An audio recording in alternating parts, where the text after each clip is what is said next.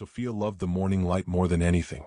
She loved how the sun filled her room with soft gold colors and made the day feel full of promise. Every morning she opened her eyes with a smile, ready to see the world again. But this morning was different. Sophia opened her eyes and saw nothing. At first she thought the room was still dark. She blinked once, then twice, then many times. Still nothing. No light, no color, no shapes, only darkness. Sophia sat up quickly, her heart beating fast. "Why is it so dark?" she whispered. She rubbed her eyes gently, the way people do when they are sleepy. She opened them again. Nothing changed. Her smile disappeared. She waved her hand in front of her face, expecting to see movement. She saw nothing. Panic slowly rose in her chest. "Hello," she called, unsure why she did. Her voice sounded small in the quiet room. Sophia slid her feet off the bed carefully. She reached out for the window, knowing exactly where it should be. Her fingers touched the cold glass. She pulled the curtain aside. Still nothing. The sun was shining outside. She could feel its warmth on her face, but she could not see it. "I can't see," she whispered, her voice shaking. "I can't see." Fear wrapped around her like a tight blanket. Her breathing became fast and uneven. She tried to stay calm, but her thoughts rushed everywhere. "Maybe it will come back," she told herself. "Maybe my eyes are just tired." She blinked again and again. She closed her eyes tightly, then opened them wide. Darkness stayed. Tears filled her eyes, but even the tears made no difference. She felt them roll down her cheeks, but the world remained unseen. "Sophia?" a gentle voice called from the hallway. It was Queen Miranda. Sophia turned toward the sound. "Mother?" she said quickly. "Something's wrong." Queen Miranda entered the room, smiling at first. But when she saw Sophia's face, the smile faded. Sophia looked frightened, her hands shaking slightly. "What is it, my dear?" Queen Miranda asked. Sophia swallowed hard. "I can't see," she said. "Everything is dark." The room went very quiet. Queen Miranda rushed to her side and held her shoulders. "Sophia, look at me," she said softly. "I am," Sophia replied, her voice breaking. "But I see nothing." Queen Miranda felt a tight pain in her chest, but she stayed calm for Sophia's sake. She gently touched Sophia's face, checking her eyes. "Stay calm," she said. "Help is coming." Sophia nodded, but fear filled her heart. She clung to her mother's hand tightly, afraid to let go. Doctors arrived quickly. They spoke in calm voices and asked Sophia gentle questions. They shined lights near her eyes and asked her what she could see. "Nothing," Sophia answered each time. "Only darkness." The doctors exchanged worried looks. Sophia listened carefully to every sound. Without her sight, everything felt louder. Footsteps, voices, breathing. She noticed things she never had before. But that did not comfort her. "What's happening to me?" she asked quietly. "We are going to find out," the doctor said gently. "Right now you need to rest." Sophia was guided carefully to sit down. She held onto her mother's arm, afraid of losing balance. Without her eyes, the room felt unfamiliar, even though she had lived there for a long time. "I'm scared," Sophia whispered. "I know," Queen Miranda said softly. "I'm right here." The day passed slowly. Sophia stayed in her room, surrounded by people who cared for her. But inside she felt alone. Darkness followed her everywhere. She tried to remember what things looked like. The blue sky, the green trees, smiling faces. She was afraid those memories might fade. "What if I never see again?" she thought. That night, Sophia lay in bed, staring into the darkness. She could not see the stars she loved so much. She could only imagine them. Tears slipped silently onto her pillow. "I don't know how to live like this," she whispered. Her world had changed in one morning. The girl who once saw everything now saw nothing. And Sophia did not know that this was only the beginning of the hardest journey she had ever faced. For shapes, light, or even shadows. There was nothing. The fear she felt yesterday came rushing back, stronger than before. Sophia sat up carefully. Without sight, the room felt strange and unfamiliar. She reached out and touched the bed, the wall, the table. Everything felt real, but she could not see any of it. "Maybe it will come back later," she told herself. "Maybe I just need time." That thought gave her a little hope, but it did not last long. Queen Miranda came into the room and greeted her softly. Sophia turned her head toward the sound. "Mother," she said quickly, "I still can't see." Her mother held her hand. "I know," she replied gently. "The doctors are coming again today." Sophia nodded, but inside she felt heavy. She did not want more tests. She did not want more questions. She just wanted her sight back. When the doctors arrived, they spoke calmly and kindly. They asked Sofia many questions. Could she see light? Could she see shadows? Could she see anything at all? No, Sofia answered every time. The doctors checked her eyes carefully. They talked quietly to each other. Sofia listened closely, trying to understand their words, but their voices sounded serious. What does it mean? Sofia asked. We are still learning, one doctor said softly.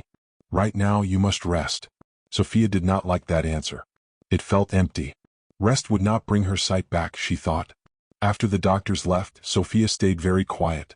She sat on her bed and held her hands together. Her mind was full of questions. Why did this happen?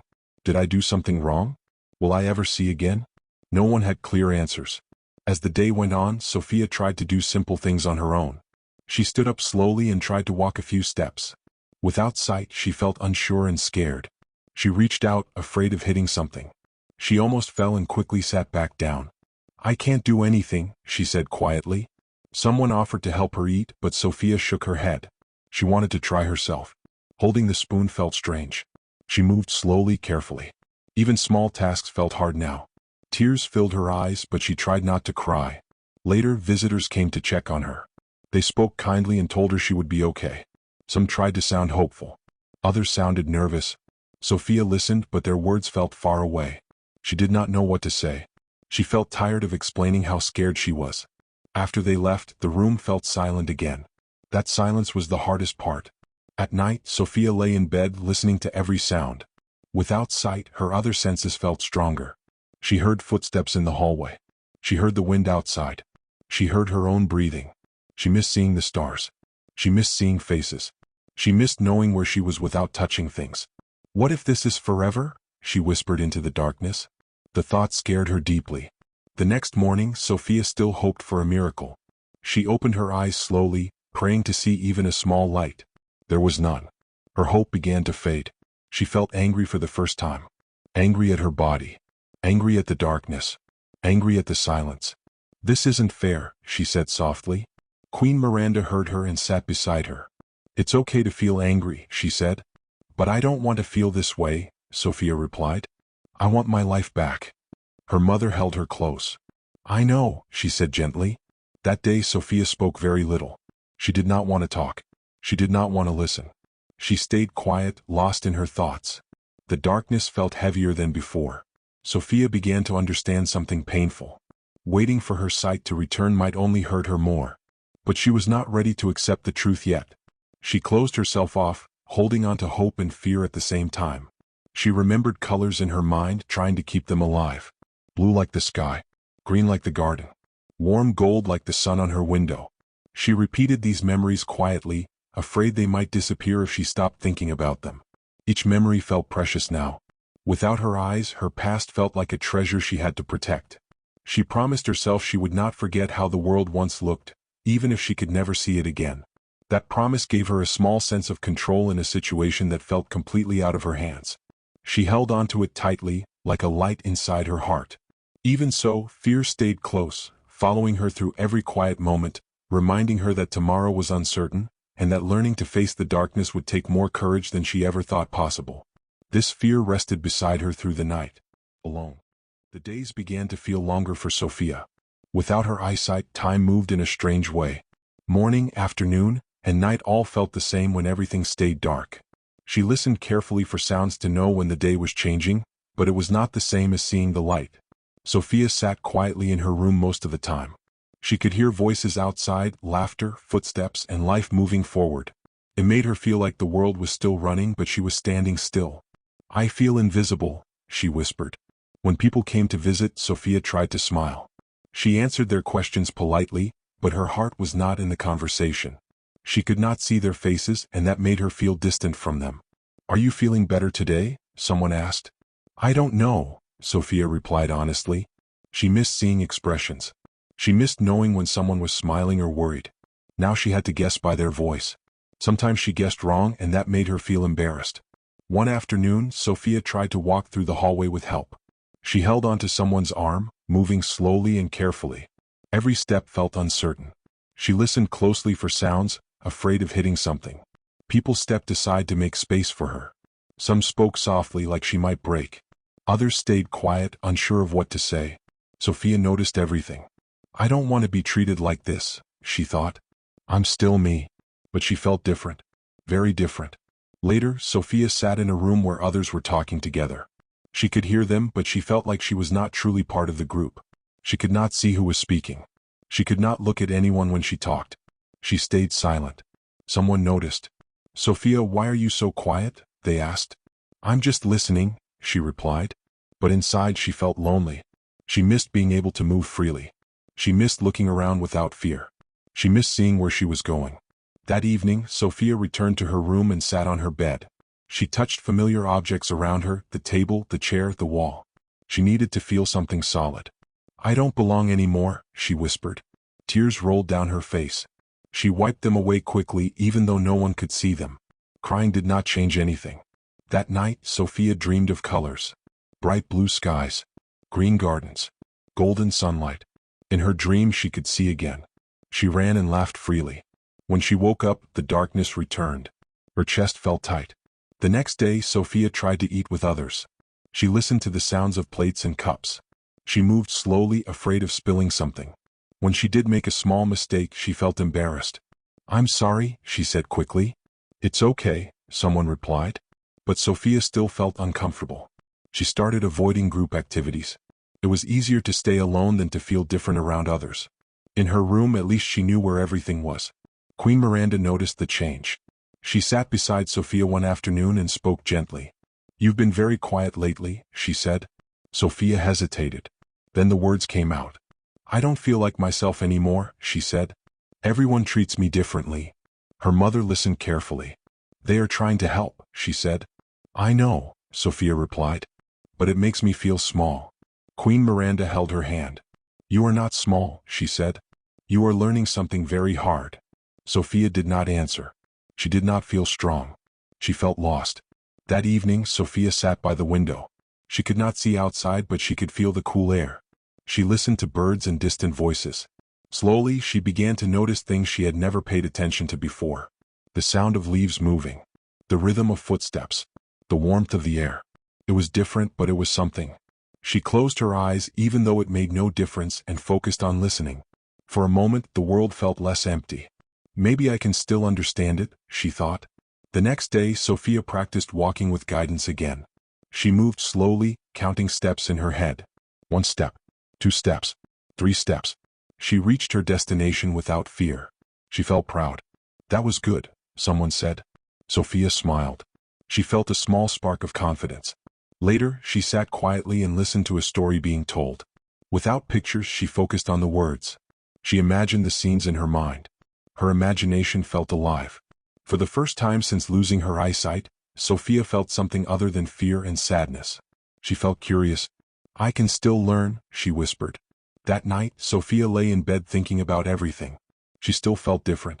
She still felt scared. But she also felt something new growing inside her. Acceptance was not there yet. But understanding was beginning. She realized she could not change what had happened. But she could change how she faced it. The darkness was still there. But Sofia was slowly learning how to live inside it without losing herself. Sofia woke up that morning feeling calmer than before. The darkness was still there when she opened her eyes, but it did not scare her as much. She took a slow breath and listened to the quiet sounds around her. The room felt familiar now, not confusing like before. I know where I am, she whispered. She carefully sat up and reached for the edge of the bed. Her movements were slow but steady. Each day she was learning how to move without fear. That made her feel proud. When Queen Miranda came in, Sofia smiled softly. Good morning, she said. Good morning, her mother replied. You sound peaceful today. I feel a little better, Sofia said honestly. That morning, Sofia decided to try something new. Instead of staying in her room, she wanted to explore familiar places again. She asked for help, and someone gently guided her hand. They walked slowly together. Sofia listened carefully to every sound. The echo of footsteps told her how large the hallway was. The air felt cooler near the windows. She began to understand space in a new way. I can feel where I am, she said quietly. That realization surprised her. Later, Sofia practiced simple tasks. She learned how to find objects by touch. She counted steps to move from one place to another. At first it felt difficult, but she did not give up. When she made a mistake, she stopped, took a breath, and tried again. I can learn this, she told herself. The doctor visited that afternoon and spoke gently. You are doing very well, he said. Learning new ways takes courage. Sofia nodded. I'm trying, she said.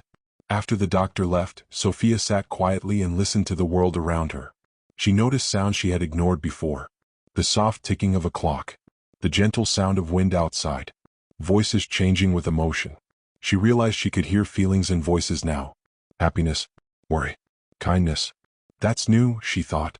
That evening, Sofia joined others for a small activity. She listened, spoke, and shared her thoughts. She did not need to see faces to feel included. Their voices were enough.